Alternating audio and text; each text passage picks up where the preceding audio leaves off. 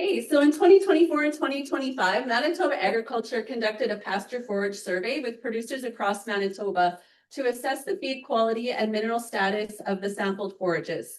In 2024, 44 pastures were sampled between late August and mid-September, and in 2025, 43 pastures were sampled between late June and mid-July.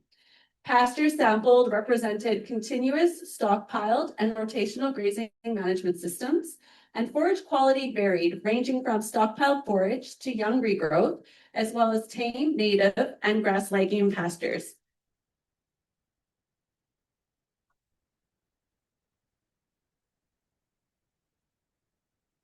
Hey, so why did we sample in 2 different years at 2 different times within the growing season? Well, part of that was due to funding availability. But also when we sample pastures at different points within the growing season, we're able to reveal some meaningful differences in forage quality that are important for us to consider when we're making some grazing management and mineral supplementation decisions. And so we weren't too sure how many years we were going to be able to keep this going. And so we chose to sample at 2 different times. In late June, what we would expect at this time is most of our cool season grasses and legumes are in a vegetative state, possibly becoming more mature. Their crude protein levels are generally fairly high. Digestibility and energy are higher due to a greater proportion of leaves and less stem. Fiber levels are lower, allowing higher intake, and mineral concentrations are more adequate, particularly calcium and phosphorus. So forages at this time of year, we would expect to be able to support our growing calves and lactating cows with very minimal supplementation, particularly of energy. We'll talk about the minerals a bit more. In late August, our plants are becoming more mature, they're reproductive, and in some cases they're becoming senescent if they haven't already been grazed. So here what we expect to see is potentially lower crude protein, which may fall below a grazing animal's requirement, reduced digestibility and energy as stem content of the plant increases and lignification progresses, higher fiber levels, declining mineral availability. So even if we have mineral present within that plant, the increasing amount of lignification can sometimes tie up those minerals and making them less available to the animal. And greater variability in quality, and this is going to depend on our moisture conditions, how we've managed those fields, regrowth from earlier grazing, as well as species composition.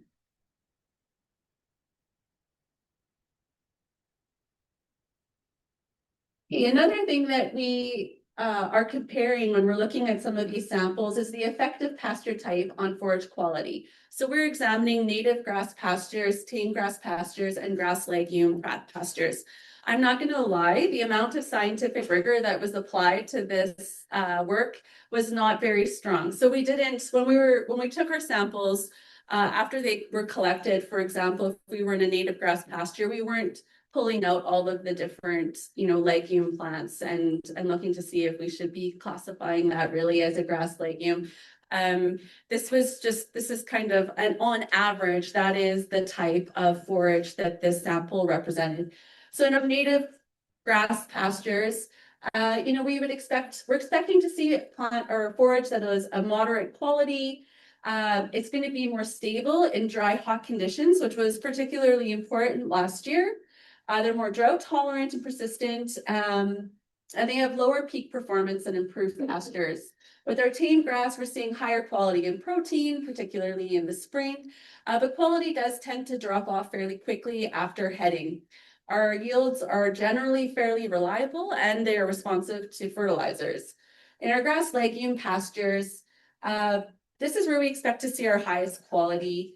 We typically see these types of pastures best used for lactating cows, replacement heifers, backgrounding calves. So we're going to see higher protein levels. It's going to facilitate higher intakes, more milk production, higher calf gains. Typically, we don't need to worry too much about nitrogen because of our legumes. However, if we're using if we're using legumes like alfalfa in high proportions, we're going to have to consider the effect on potential bloat. That's where our bird's foot trefoil and our sandfoin really shine, is that reduces that worry. Another thing when we're working through this project is we wanted to really examine trace minerals. The reason behind that is that they're very important, even though we're using them in teeny tiny amounts on a daily basis. They're so important in terms of animal nutrition. Trace minerals support growth and feed efficiency, immune function and disease resistance, reproduction and fertility, and right down to hair coat and overall performance.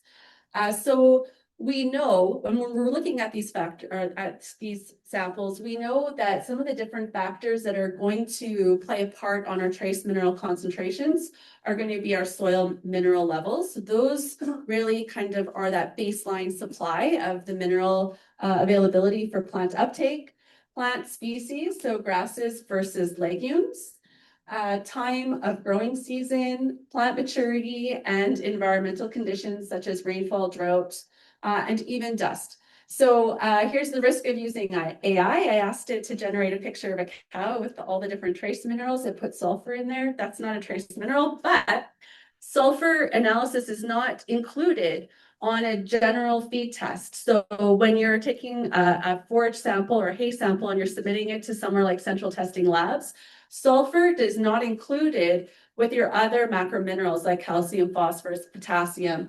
And so if you want those numbers, and they can be pretty important, that's an add-on. So I let it slide. I left it in here because we had to pay extra for the sulfur. So what did we find?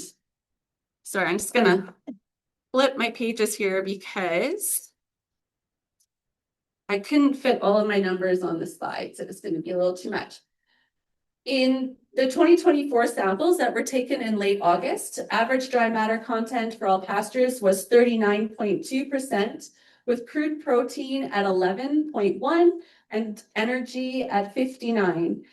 This following year, subsequent year, when we sampled in late June, average dry matter content was a bit lower at 33.6%. Crude protein was higher at 14%, and TDN was at 62.7. So this is what we were expecting to see. Grasses and legumes that were in vegetative state or early reproductive stages were highest in quality, while our stockpiled and our mature forages were the lowest.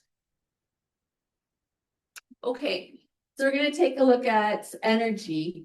If you haven't taken a look at the BCRC's website and some of the resources, I encourage you to do so. They've put out some really great stuff. And one of the things that they have designed are some really great infographics. And this one here, what it does is it illustrates the different phases within the annual production cycle of a beef cow and what she is requiring during each of those phases from a nutritional perspective. So I picked a calving date of March 15th. Some people calve earlier, some people calve later. And in doing so, what I've identified is that our cow is going to be in the two phases that require the highest nutritional requirements for her.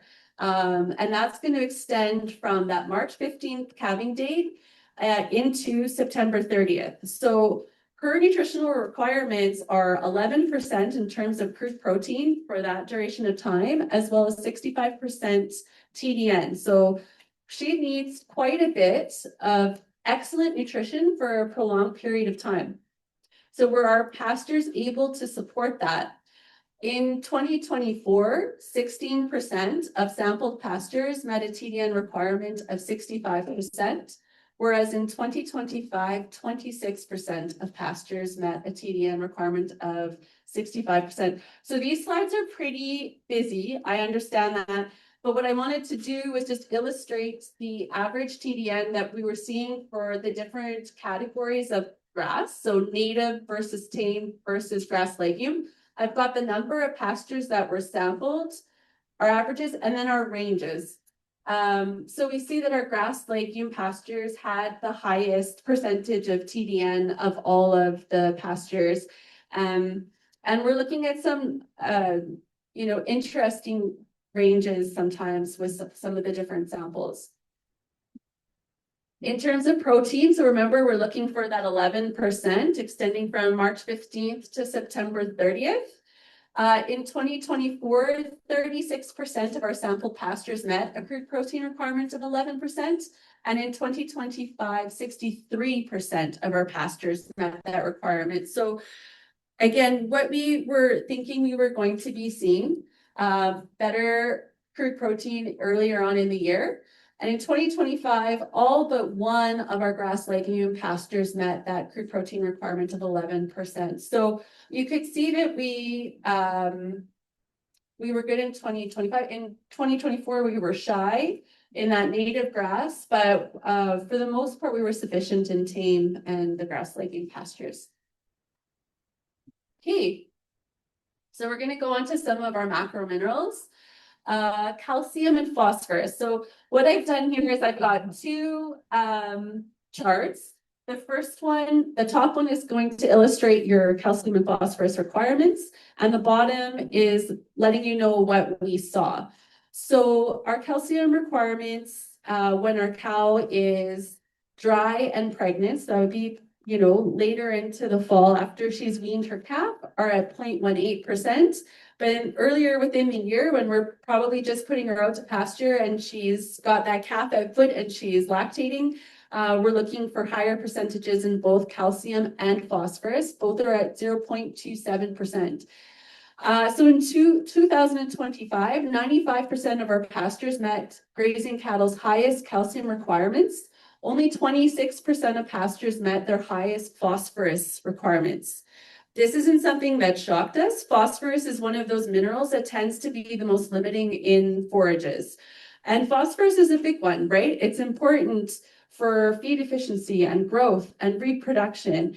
And so this is that first eye-opening moment or maybe not so eye-opening, but it is that first affirmation that we've gotten that's indicating that year-round supplementation is really, really important. I know a lot of folks take their foot off the gas in the summer and they say, I'm going to save a little bit of money and I'm going to not put my minerals out there. The girls are looking pretty great. But I can tell you from these numbers that perhaps we want to rethink that.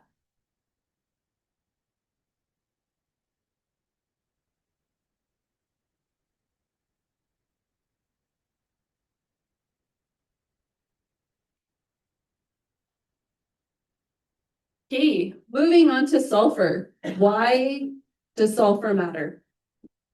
Well, in ruminant animals, our rumen microbes require sulfur to synthesize our sulfur-containing amino acids, and they also require it to synthesize microbial protein. So that's basically supporting their own growth. And when those microbes get sloughed out of the rumen into the abomasum, the true stomach, and then later into the small intestine, those are broken down, and that's the cow's really her main protein source.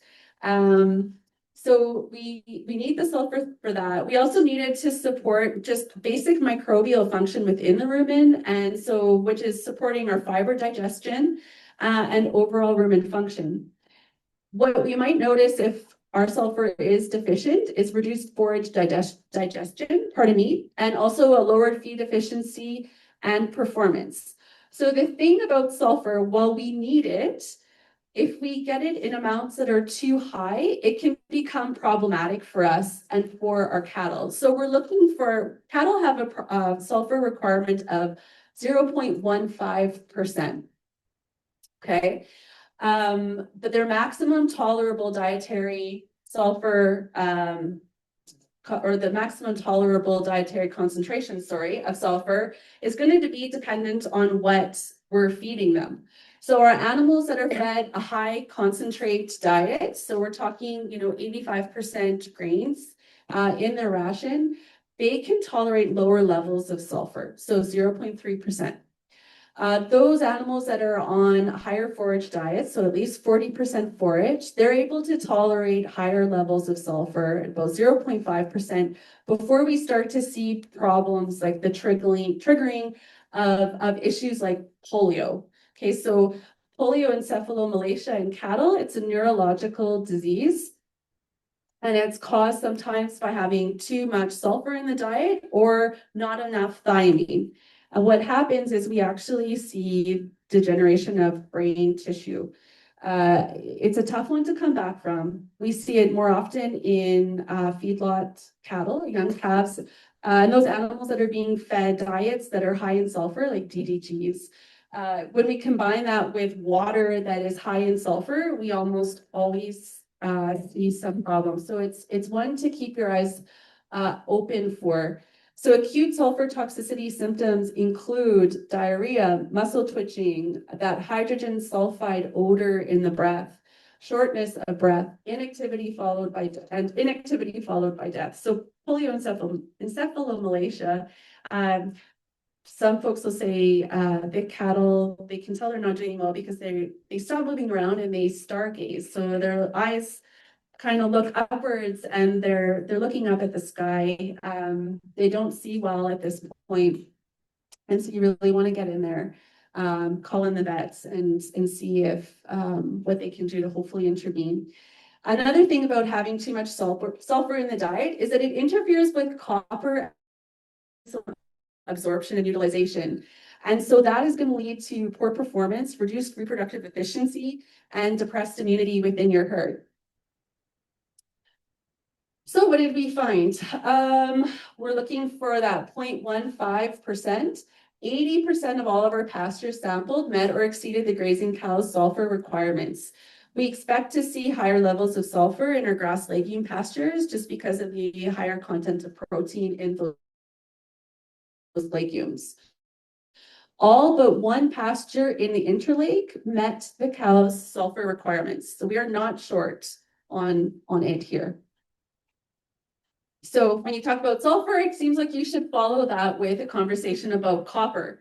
The primary functions of copper are that they support immune function and disease resistance, or it does rather. It's essential for reproduction, cycling, conception, embryo survival. It's involved in iron metabolism and red blood cell formation, and it's needed for hair pigmentation and coat quality. So what you may notice if your animals are copper deficient is a faded or washed out hair coat. This is really especially apparent in our black Anguses. They look like they've seen a little bit too much sun and they actually start to turn reddish. Reduced consent and poor vaccine response, as well as slower growth in calves. So when we talk about copper and precede that with a conversation about sulfur, this is where this diagram comes into play that inevitably every professor teaches their students in nutrition. And it's showing you that not only are that each different mineral is able to act on its own, but it's also influenced by all the other minerals that are in the diet. Sometimes this can have a positive effect, but in a lot of cases, different minerals have antagonistic effects on one another. And copper is one of those that gets bullied a little bit. If we have too much molybdenum, sulfur, iron, and to a limited extent, zinc in the diet, it really impairs our copper availability to the animal. And so typical recommended concentrations of copper in beef cattle diets is 10 milligrams of copper per kilogram of diet. When we see a lot of high levels of moly and sulfur, we're going to have to sometimes think about bumping those levels of copper in our diet up, and it's simply because it's become less available. So by how much? When do we need to think about bumping them up? Well, if the amount of moly in your diet is exceeding 2 milligrams per kilogram of dry matter, or if your sulfur is at 0.25%. Copper requirements are also affected by breed. So Simmental and Charolais cattle are more susceptible to copper deficiency than Angus. So what did we find? So we're looking for 10 milligrams per kilograms. Our maximum tolerable level is 40. If you're a sheep producer, your max tolerable level is going to be a lot less than this, so 15. Copper can be toxic to sheep. In the interlake, the concentration of copper in the 2025 pasture samples ranged from 4.3 to 8.3 parts per million, with an overall average of 5.5. So in 2024, all of our averages were well below 10. And same in 2025. We had one pasture, I believe, that was at 10.35. So again, mineral supplementation is really going to be important here simply because our forages do not have enough copper. And we've also got to consider those antagonistic effects of sulfur. We know that we've got enough of it, and we're going to talk about molybdenum fairly soon. So move on to manganese. The primary functions of manganese is that it's important for reproductive performance. It's essential for skeletal development, especially in calves. So sometimes if you've had a cow who's incredibly manganese deficient, this is going to be apparent in the calves when they're born. We'll see some malformations. They're also involved in enzyme systems and energy metabolisms. So if you are deficient, you'll notice potentially silent feets or poor conception, increased embryonic loss, and weak or poorly developed calves at birth. The manganese requirement for cows is 40 milligrams per kilogram, and the max tolerable level is 1,000. This one's, you can eat quite a lot of manganese and be able to get away with it. In 2024, 70% of our pasture sampled met the cow's highest manganese requirements. In 2025, only 34% met this same requirement. It could be because of environmental conditions. If it was hotter and our soils were drier, that can have an effect on manganese uptake in plants. And so that was largely all I could really kind of attribute that difference in time of season sampling. So molybdenum, this is a fun one. It's a component, we do need it because it's a component of certain enzymes involved in sulfur metabolism, nitrogen metabolism, and detoxification processes in the body. Symptoms of molybdenum toxicity are diarrhea, reduced appetite and weight gain, stiffness, and copper deficiency, and all that goes along with that. So our requirements for molybdenum are not well established. There's no specific number that they'll give you in the NRC, which is like, honestly, the Bible really for large animal nutritionists. This is what we read when we are looking to find answers related to nutrition. But they have identified maximum tolerable levels of molybdenum for cattle, and those range between 5 and 10 milligrams per kilograms or parts per million. But remember, if we have anything that's over 2 milligrams per kilogram, we're going to have some problems with our copper bioavailability.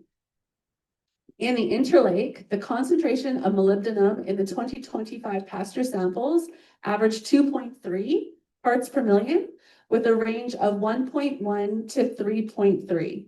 So really in the interlake region, we weren't too bad.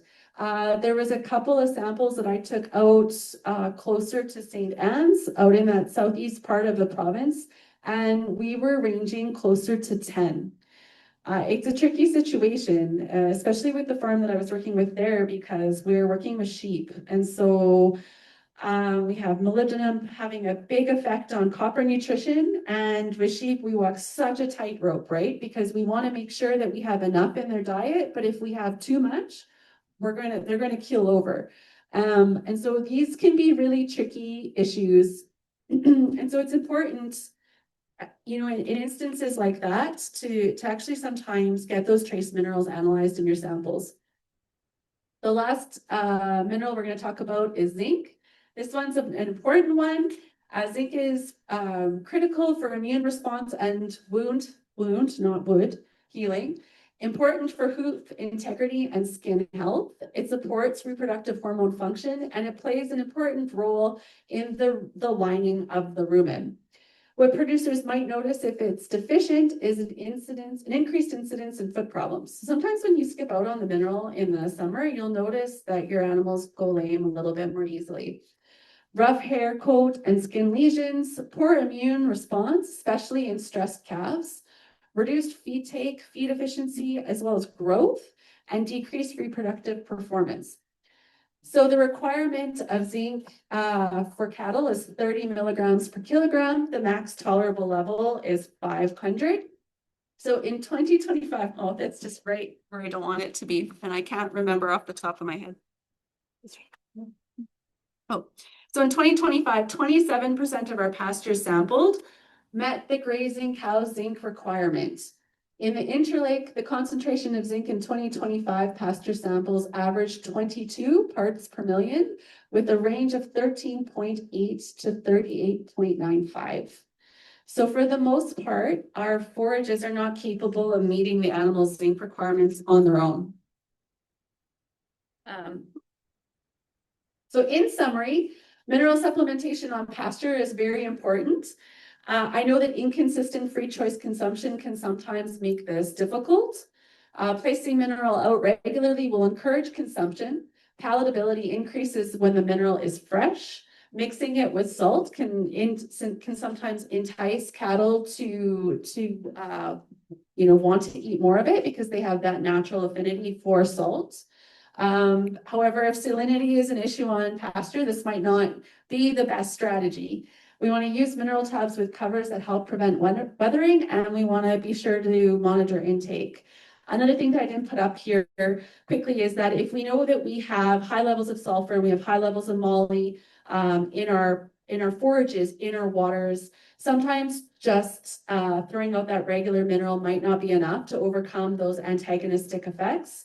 That's where we might want to start looking at a chelated mineral. It increases the bioavailability of some of those minerals like copper.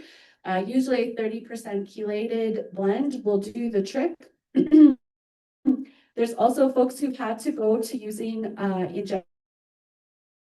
injectable trace minerals. So that multi-min, I can't remember what it's called. I'm having a multi-min. There's a number that follows it, but it's lost on me.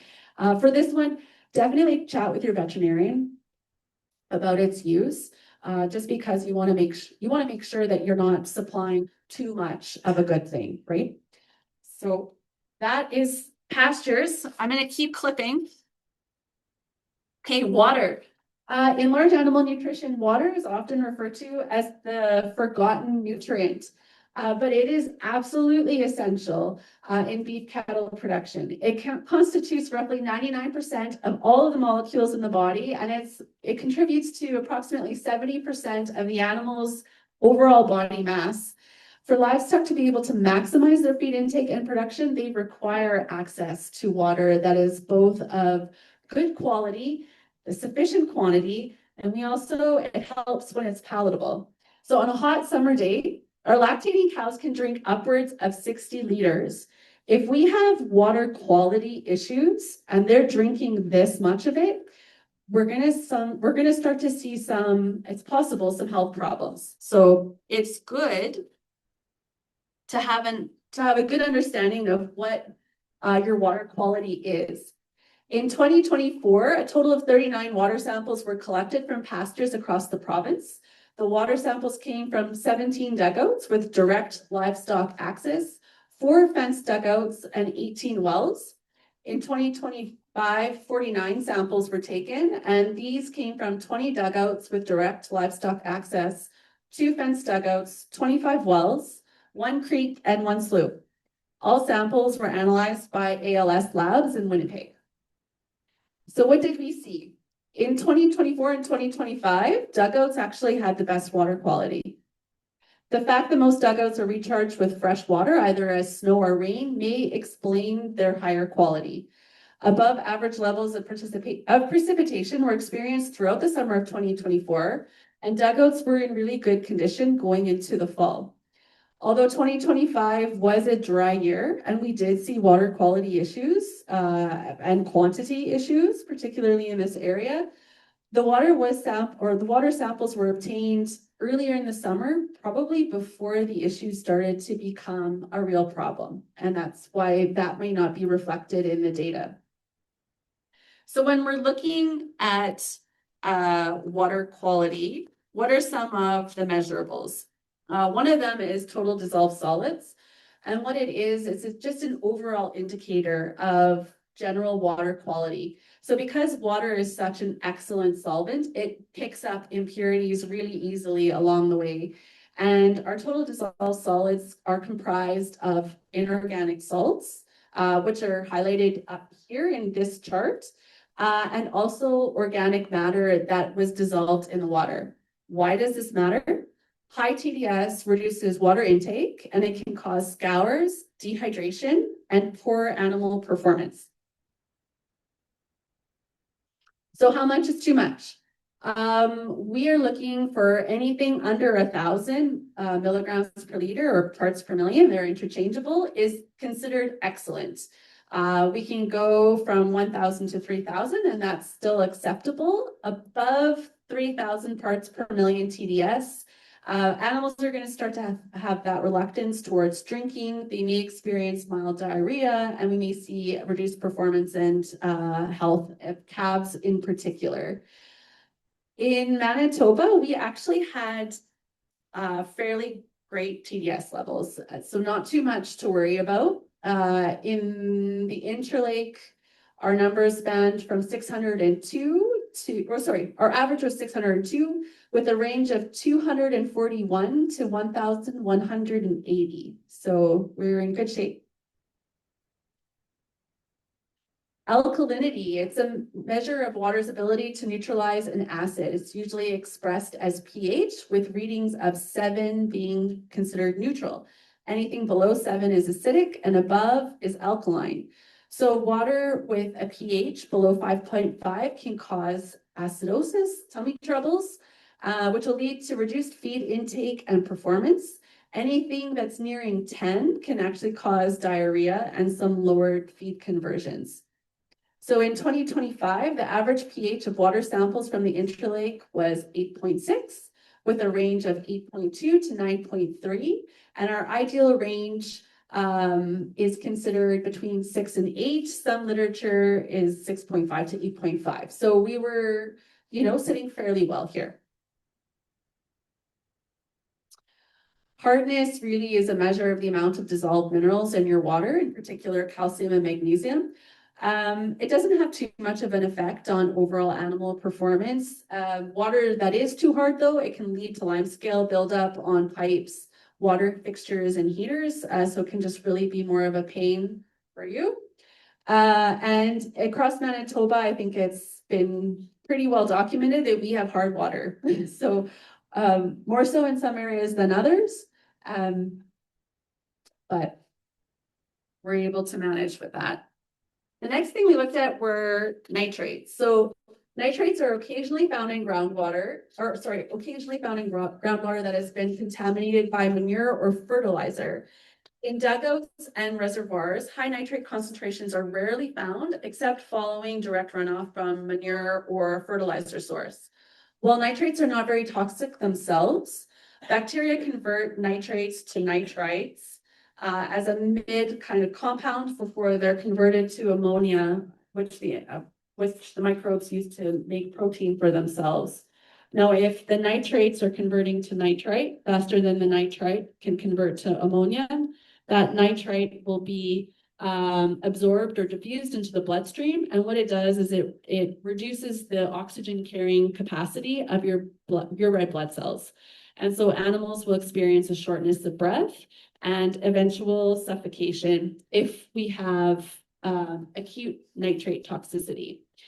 If we're looking at a chronic nitrate toxicity, so levels that are just below, killing those animals, what we'll see is reduced appetite, depressed weight gain, and an increased susceptibility to infection as well as miscarriage.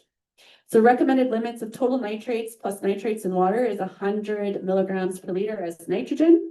And in 2025, all water samples in the Interlake fell well below this recommendation. So we're in good shape. Sulfates. Okay, we talked a little bit about sulfur. Now we'll talk about sulfates in water. They're common in groundwater across the prairies, and they've also been found in spring-fed dugouts and surface sources that drain from saline soils. Safe levels of sulfate in water vary by type of livestock and stage of production. So our younger ruminant animals tend to be more sensitive to sulfate than our mature animals. Feeder animals on high grain diets are even more susceptible than those animals consuming a high forage diet. And it's because the high grain diet, what it does is it lowers the pH in the rumen. And that is just more conducive to that sulfide or sulfate, sorry, being converted into hydrogen sulfide, which then is kind of the main cause of that sulfur-induced polio. So in hot, dry conditions, cattle consume more water. And so we're going to see an increased risk if we have high levels of sulfates within that water. So sulfate guidelines for water are not well defined, but general recommendations are less than 500 parts per million for calves and less than 1,000 parts per million for adult cattle. In 2025, only 7 water samples exceeded 500 parts per million of sulfate. They were largely collected from northwestern Manitoba. None were situated in the Interlake. So what I'm seeing is the sulfate levels in water tend to increase as we're going west. And what I'd love to do is get a hold of one of the fellows within the department who can do some GPS map modeling and get him to plot out some of this information on a map so we're able to get a clearer picture. Again, the BCRC has some really great information, and this is one of the diagrams that they've put together. And what it does is it details some of the effects of sulfur and water on cattle. So I'm just gonna skip through that just for the sake of time. Next, we looked at iron. Anything below 0.3 parts per million is considered acceptable. Anything above is still acceptable, but it might taste bad, which is going to limit the amount of water that they're going to drink. And it may have a bit of an effect on productivity. So if we've got really high levels of iron, that can impact copper bioavailability. So in 2024, 46% of water samples collected were below 0.3 milligrams per liter. In 2025, 39% of water samples collected were below 0.3. So we had higher levels of iron. And actually, talking to some plumbers, they're saying that that is something that we're starting to see more in different areas of the province with the drought. They're noticing that iron levels in water are going up. Just had to have my whole water system replaced at home. So yeah, and it was because I did have really high iron. In 2025, 56% of water samples in the Interlake were above 0.3, with the highest being 14.3 milligrams per liter. So it was pretty high. Copper, anything less than 0.5 parts per million is acceptable. Anything at 1 is acceptable, but you've reached your maximum. We don't want any more than that in the water. And we sampled well below that, clear across the province in both years. Moly. Okay, remember, this one is problematic in terms of copper bioavailability. So anything below 0.5 is considered acceptable, but it's also the maximum. And we were clear in both years, all samples were well below the 0.5 parts per million. So water quality, in summer, quality can change from year to year and even over the course of a season. We want to conduct water tests regularly, and we don't want to rely on past analysis. You want to retest immediately if there are changes in taste, smell, clarity, and or animal performance. We didn't test for E. coli and coliforms in 2024 and 2025, but past work has shown that they are higher in direct access dugouts versus those that are fenced off. We didn't test for it simply because we weren't able to get the water to the lab in time. So if you're testing for E. coli and coliforms, the clock starts ticking in terms of how quickly you have to get it in there in order for them to get a reliable read on what's present. E. coli can still be found in troughs that are in alternative watering systems. And so it's just a reminder that it's a good idea to give those troughs a good clean out from time to time. Chlorine, bleach being a great agent for killing all the things. By excluding livestock from a water source, quality can be improved. And the big takeaway here is that dugouts that are designed properly with a hard bottom and vegetation to act as a buffer can provide really great quality drinking water for our grazing livestock. Our wells were highest in some of the in terms of iron levels and TDS. And so that one was a little bit surprising. And I thank you for your time. Sorry, I know I buzzed through that really quickly.